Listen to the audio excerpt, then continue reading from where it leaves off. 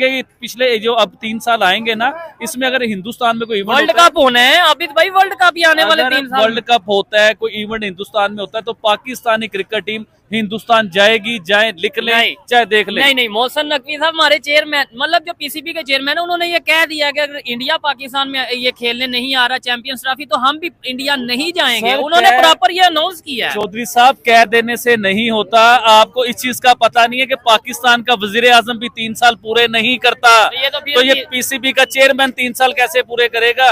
3 सालों में हो सकता है कि नया पीसीबी का चेयरमैन आया हो, नया कोई बंदा आया हो, और वो डॉलर के चक्कर में जाके हिंदुस्तान क्रिकेट भी खेले, मैच भी खेले, क्योंकि हमें शर्म तो आती ही नहीं है। अच्छा खैर चले, आबिद भाई ने ये प्रेडिक्शन किया कि भाई पाकिस्तान इंडिया खेलने चला जाएगा। मुझे ऐसा नहीं लगता, लेकिन चले आने वाले 3 साल में देखेंगे। आबिद भाई मेन टॉपिक पे आते हैं, क्या समझते हैं यहाँ पाकिस्तान में ट्रेंड चल रहा है कि भाई अस्करी जितनी भी प्रोडक्ट्स हैं, बहुत सी प्रोडक्ट्स हैं, जैसे कि दूध भी, डेयरी भी अस्करी प्रोडक्ट्स पाकिस्तान में है, पेट्रोल पंप हैं, इसके अलावा सड़कें बना रहे हैं, सीमेंट बेच रहे हैं। तो वो कह रहे हैं जी इस ट्रेंड चलाया जा रहा है, बायकॉट करो। और दूसरी साइड पे इंडियन प्राइम मिनिस्टर अपने वहां पे ट्रेंड चला रहे हैं कि वोकल फॉर लोकल। क्या कहना चाहेंगे, क्या फर्क? सबसे पहले चौधरी साहब, मैं आपसे ये पूछना चाहूंगा, मुझे ये बताएं कि दुनिया की, पूरी दुनिया की फोर्सेस में से आप देखें, कोई ऐसी फौज मुझे दिखाएं जो दूध बेचती हो, या कोई सीमेंट का काम करती हो, या कोई चॉकलेट बेचती हो।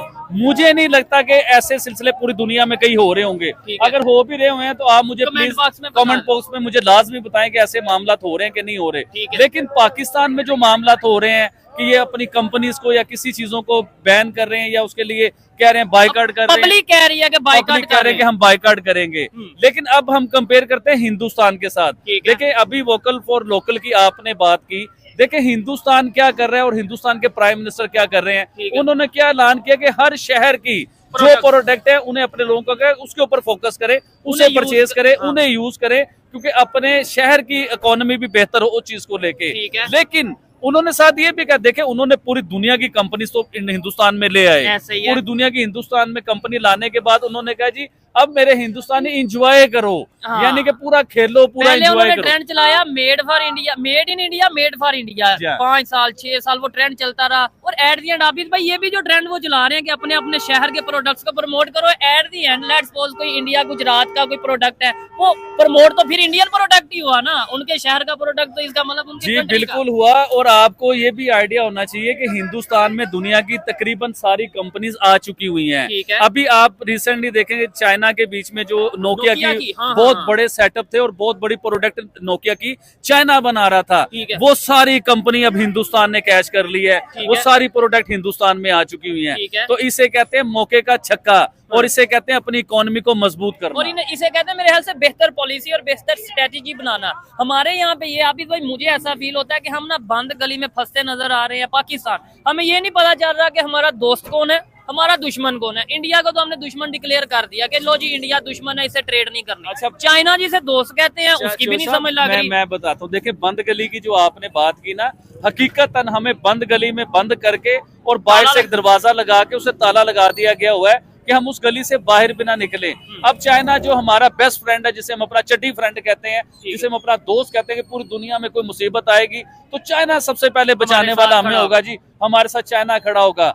आपको याद होगा चाइना ने एक लिस्ट अपनी जारी की है जिसमें उसने बताया कि पूरी दुनिया के बीच में जहाँ जहाँ उसने अपना कर्जा दिया हुआ, पाकिस्तान नंबर 1 पे आया। 29 बिलियन का जो है ना कर्जा ही पाकिस्तान को बताया गया। अब मैं चाइना से ये बात करना चाहूंगा कि चाइना तो अपना है, अपने थोड़ा सा तो आसरा कर लेते हैं यार, लेकिन चाइना ने थोड़ा सा भी आसरा नहीं किया। क्या जरूरत थी भाईजान, क्या जरूरत थी चाइना को वो लिस्ट जारी करने की, पूरी दुनिया में पाकिस्तान की रसवाई करवाने की, पूरी दुनिया में बताने की कि 29 बिलियन का कर्जई जो है ना पाकिस्तान भी मेरा है। थोड़ा सा तो उसे ख्याल कर लेना चाहिए था। इस तरह तो IMF ने भी हमें जलील नहीं किया जिस तरह ये चाइना हमें जलील कर रहा है। ठीक है, और मैं ये चीज समझता हूँ कि भाई देखे दोस्ती का तो यही मकसद है ना कि लेट्स सपोज मैंने अगर आबिद भाई के पैसे देने हैं 10 लाख 20 लाख, आबिद भाई बजाय पूरे बाजार में ये कहेंगे सोहेब ने मेरे पैसे देने हैं, मुझे पर्सनली कह सकते हैं। ठीक है, तो पूरी दुनिया में अनाउंस किया नंबर 1 पे हम आए, पाकिस्तानी टॉप किया हम लोगों ने कर्जा देने में। हमने कभी ये सुनने को नहीं मिलता कि यार हमने इकोनॉमी में टॉप कर रहे हैं, हम एजुकेशन में टॉप कर रहे हैं,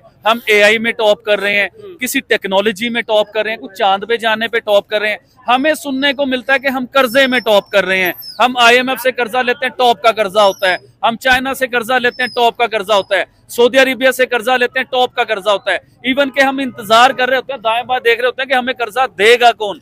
तो हमें इसके ऊपर बड़ा सोचने की जरूरत है कि हम टॉप कर रहे हैं कर्जों के बीच में। हमें टॉप करना चाहिए अपने मुल्क के लिए, अच्छा ही करने के लिए। जबरदस्त। आबिद भाई, एक खबर ये भी है, खबर नहीं बल्कि ट्रेंड ये भी चल रहा है, शायद आपने देखा हो कि भाई अभी ओवरसीज पाकिस्तानी ये कह रहे हैं कि हम पाकिस्तान में डॉलर नहीं भेजेंगे। मतलब जो पाकिस्तानी बाहर रह रहे हैं वो कह रहे हैं हम वहां पे कमाएंगे, वहां पे सेव करेंगे, पाकिस्तान नहीं भेजेंगे, क्योंकि इधर एक तो टैक्स बहुत है और दूसरे नंबर पे यहाँ पे स्टेबल गवर्नमेंट नहीं है, हमारे पैसे यहाँ के बैंकों में सिक्योर नहीं है। ये चीजें चल रही है, क्या कहना।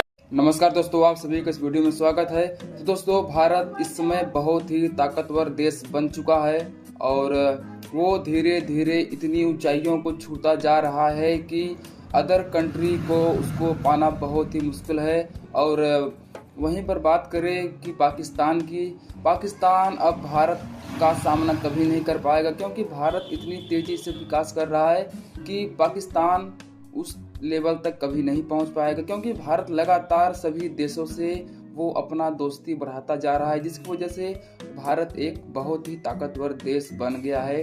बाकी वीडियो में देखिए आप। नहीं करते कि चले हमने पाकिस्तान टैक्स दे के पैसा भेजा, हमारा पैसा बैंकों में सेफ होगा। कि अब वो बैंकों में थोड़ी पड़ा रहेगा पैसा, उन पैसों से उन्होंने कोई प्रॉपर्टी खरीदनी है, कोई बिजनेस करना है, कुछ भी करना है, तो 25% या 27% उधर भी टैक्स देना पड़ेगा। तो ओवरसीज तो उधर ही परेशान हो गए कि हम उधर से बाहर पैसा भेजेंगे, हमारा पैसा वैसे ही आधा रह जाएगा। ये होता है, मुल्क तरक्की क्यों नहीं करते। हिंदुस्तान की पॉलिसीज देखें, उन्होंने इन्वेस्टर, जो पूरी दुनिया के इन्वेस्टर थे ना, उन्हें इज्जत दी, उन्हें प्रोटोकॉल दिया, उनके लिए आसानियां पैदा की। अब देखें, कोई हमने अपने इन्वेस्टर को इतना डराया टैक्सेस की शक्ल में कि वो बेचारे इन्वेस्ट करने से या पाकिस्तान में पैसा लगाने से डरते हैं। हिंदुस्तान की पॉलिसी क्या थी कि गैर मुल्की कोई भी अपने मुल्क में आता है ना पैसा लगाने के लिए, उसे प्रोटोकॉल दी जाता है, उसे इज्जत दिया जाता है। अब पाकिस्तान में कोई इंडस्ट्री लगाता है, कोई फैक्ट्री लगाता है, उसे बिजली और गैस का इतना को बिल होगा, इतना महंगा होगा कि वो इंडस्ट्री से सर पकड़ के बैठ जाएगा। हिंदुस्तान नहीं, तो आपने कमीशन की बात ही नहीं की। बिजली टैक्स तो वो अपनी जगह, लेकिन जो अलहदा से कमीशन, लेट्स सपोज कोई बांग्लादेश से, कोई अफगानिस्तान से, कोई यूरोप से कोई भी आता है बिजनेसमैन पाकिस्तान में बिजनेस करने के लिए, सबसे पहले वो ये नहीं कहते बिजली का ये रेट होगा या गैस का ये रेट होगा या आपको जगह का ये रेंट देना पड़ेगा। पहले वो ये कहते हैं भाईजान टैक्स क्या दोगे, हमारी कमीशन क्या होगी,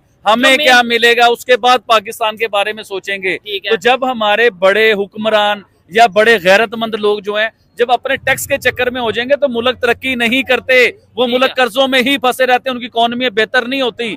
जब हम ये सोचेंगे कि यार ये टैक्स को छोड़ो, ये पैसा हमारे पाकिस्तान में आ रहा है, इससे हमारा पाकिस्तान फलेगा, फूलेगा, तरक्की करेगा, कामयाब होगा, लेकिन ये सोचे हमारी नहीं है। हिंदुस्तान के प्राइम मिनिस्टर का आप कहते हो कि यार आबिद भाई आप फैन हो, बड़ी उनकी बात करते हो, तो क्यों ना करूं यार उनकी बात। क्यों उन्होंने अपने मुल्क को नहीं दुनिया में 5वीं बड़ी इकोनॉमी बनाया, तीसरी की तरफ वो नहीं जा रहे, चांद पे जाके नहीं वो बैठे हुए। भाई मैं पूरे मजमे में ये बात कर सकता हूँ और मुझे कोई गलत साबित नहीं कर सकता, ये हकीकत है। अपने लोगों की इज्जत नहीं बनाई प्राइम मिनिस्टर मोदी ने। कह रहे हैं ये बहुत तारीफ करते हैं प्राइम मिनिस्टर, इंडिया के प्राइम मिनिस्टर मोदी की तारीफ करते हैं। सही बोलते हैं, बिल्कुल ठीक। तो आज से 2 साल पहले यही लोग ये ठीक कर रहे हैं, बिल्कुल सही। ये इंडिया के प्राइम मिनिस्टर की तारीफ कर रहे हैं।